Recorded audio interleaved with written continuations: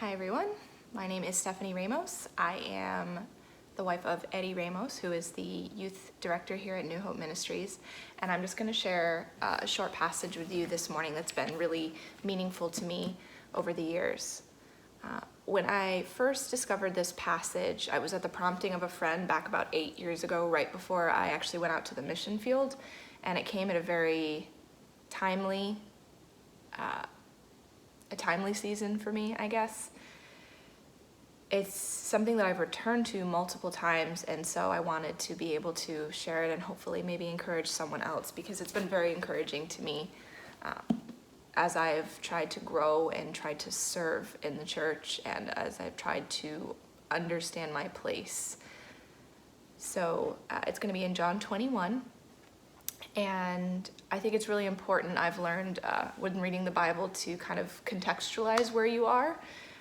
So some of the things that take place in chapter 20 up through 21 before we get started in verse 15 through 17 is first, the tomb is discovered empty by Mary Magdalene. So that kind of puts us at what point in the timeline of Jesus's resurrection. We're at the very beginning. He appears to Mary Magdalene. He appears to the disciples. He has that interaction with Thomas, who the very famous interaction where Thomas says he won't believe until he can put his hands in the scars and that sort of thing. And then in the beginning of chapter 21, the disciples are fishing. There's 7 of them, and they are fishing by the Sea of Tiberias. So because they were fishermen, and so they're probably thinking, well, Jesus is no longer with us. I guess we'll just return to what we know. It's really interesting how, in a moment of uncertainty or even in despair, we kind of return to what we were doing before.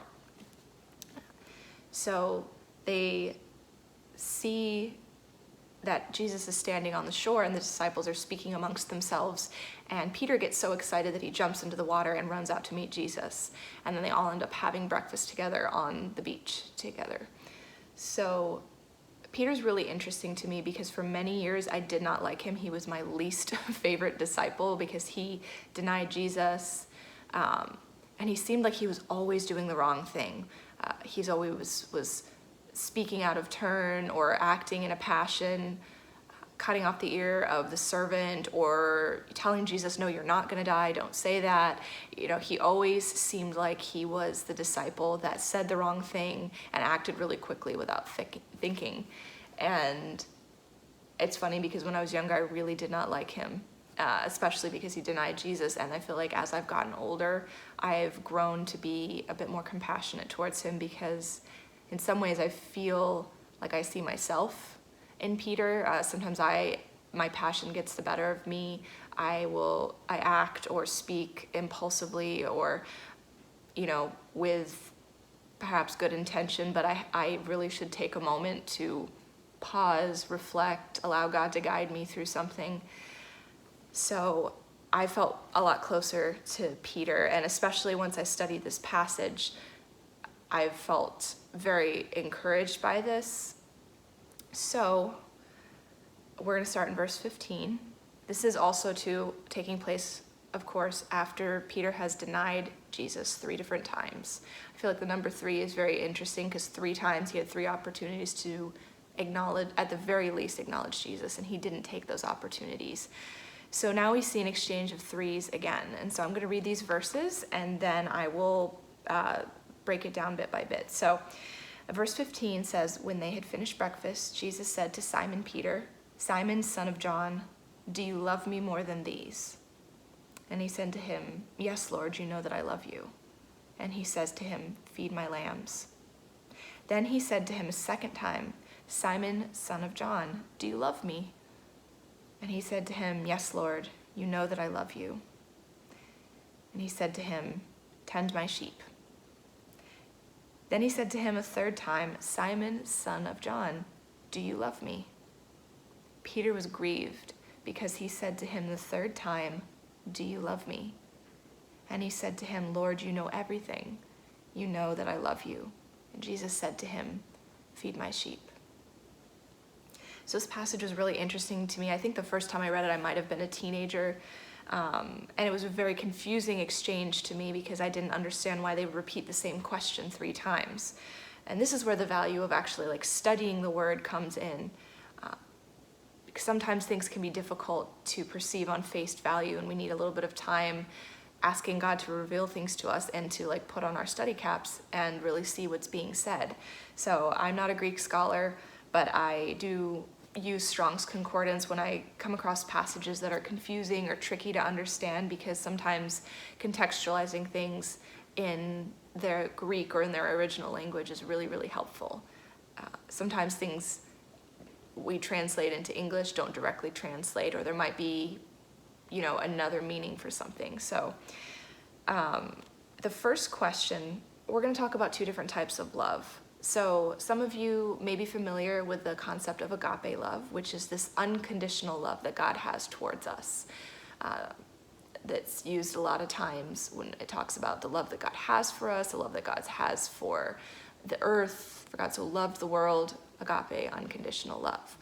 And then there's another type of love that is called filial love, which is brotherly love, loving someone with great affection, loving someone like a brother or a sister, like a close friend.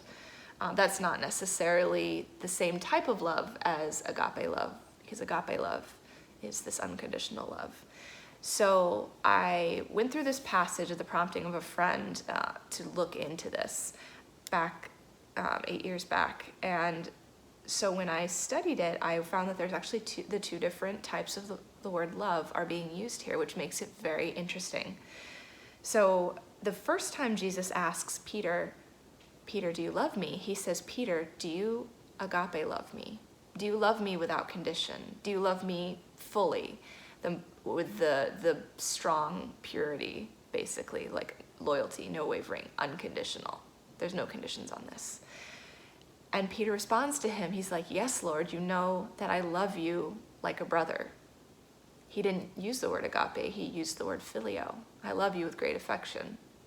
So Jesus asks him a second time, Peter, do you love me unconditionally? And he says, yes, Lord, you know that I love you with great affection. And it's interesting, I wonder why, because it's not 100% clear, but I wonder why he says no, why he says, yes, I love you, but I love you with great affection. I wonder if he feels ashamed of denying Christ. I wonder if he's compared himself to other believers. I wonder if he's looked at himself and been like, how could I honestly say that I have loved Jesus without condition, without wavering? I wonder if he was self-aware enough to realize he couldn't honestly say that. So he used the word, phileo. He's like, but I do love you. I know that I love you. I have great affection for you. But he didn't choose to use the word without condition. Then this third time, Jesus says to him, Peter, do you love me with great affection? Do you phileo love me? And Peter was grieved because Jesus asked him a third time, but he says this time when Jesus asked him, do you have great affection for me? And he said, yes, Lord, you know everything. So I wonder if this is Peter's admission saying, you know I denied you. You know who I am as a person. You know the way I've behaved.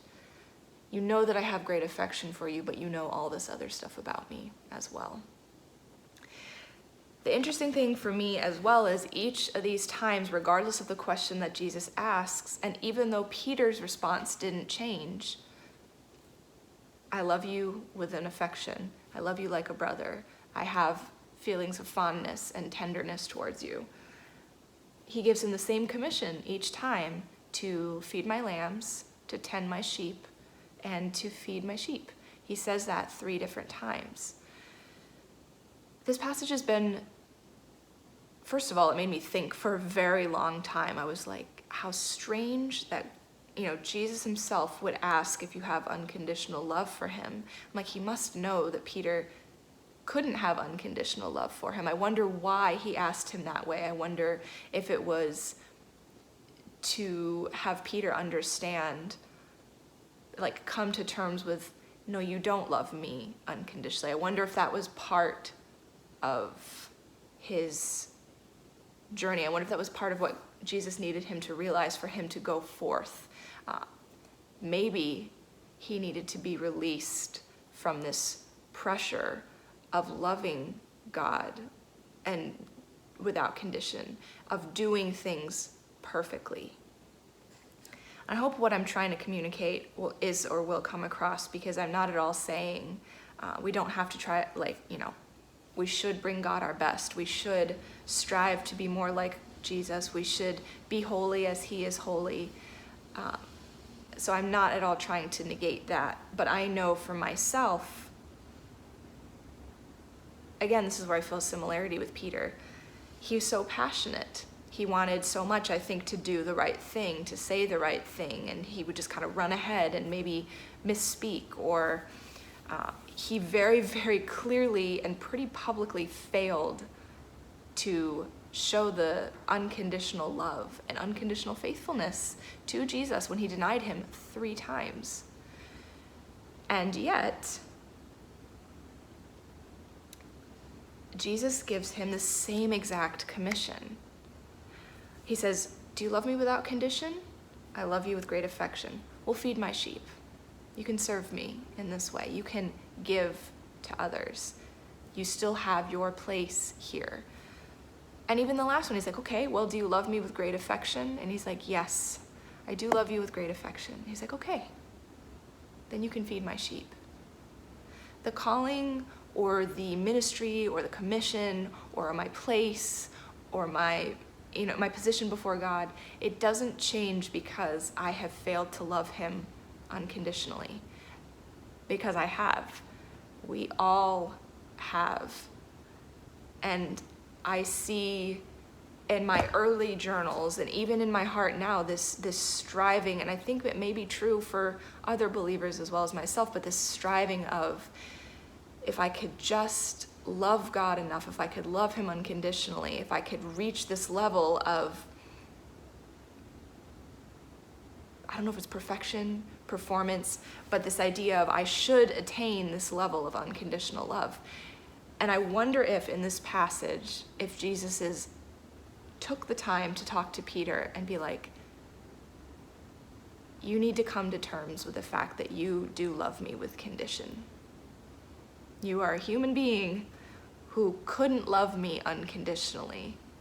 I can love you unconditionally, but you, as a person, maybe are not capable of loving me unconditionally.